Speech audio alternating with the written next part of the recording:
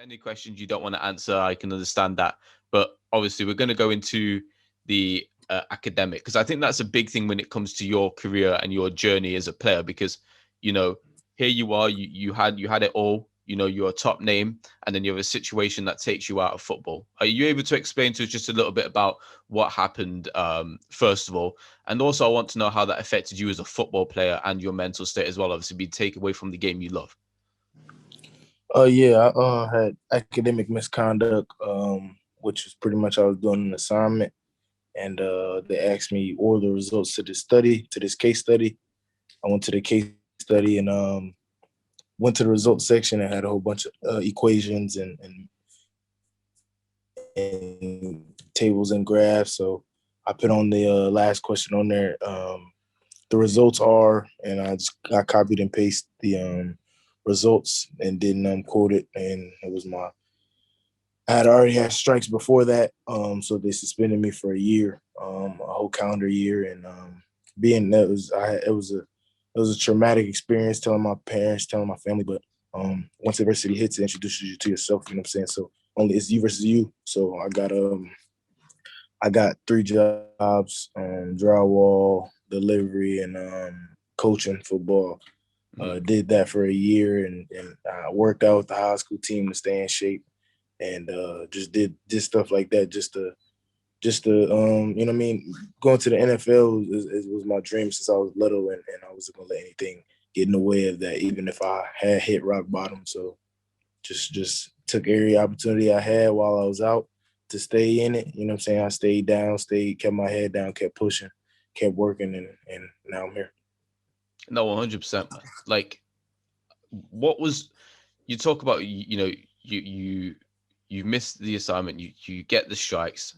They tell you you ain't playing football, right? And like you said, your dream, your whole life is to play in the NFL. You know it's going to obviously affect you. How did you?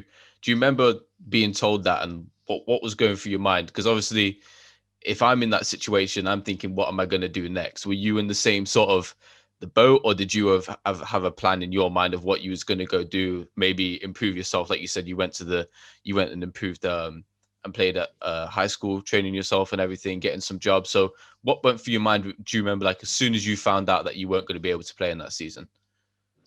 Uh, when I figured that out, I just had to tell my parents, and I mean, I didn't really think the transfer. That was more of my mom and dad trying to give me that opportunity. But I know already, I already I had a lot invested in Michigan. You know what I mean? Everything that I'll do and everything that, and I'm a loyal guy as far as, you know what I'm saying, Hmm. keeping my word and stuff like that. So, not knowing getting back into the school, I just stayed with it, and even if I didn't get back into the school, I was gonna go play somewhere at some point. So I was just being patient and letting everything come to me.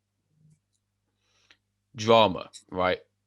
Mm. It's This is what my co-host Sean was talking to me, and he had it in his mind, and he said, when you're on campus, think about back to your first game, okay, and you had a huge game, right? I'm sure when you got back to campus, everyone knows your name, everyone knows about you, and but when something bad happens, how does that affect the way people react to you on campus? Does that dampen, some people's moods, or people generally okay with you? Does that drama on the football field and the locker room sort of affect what goes on around campus? I don't know.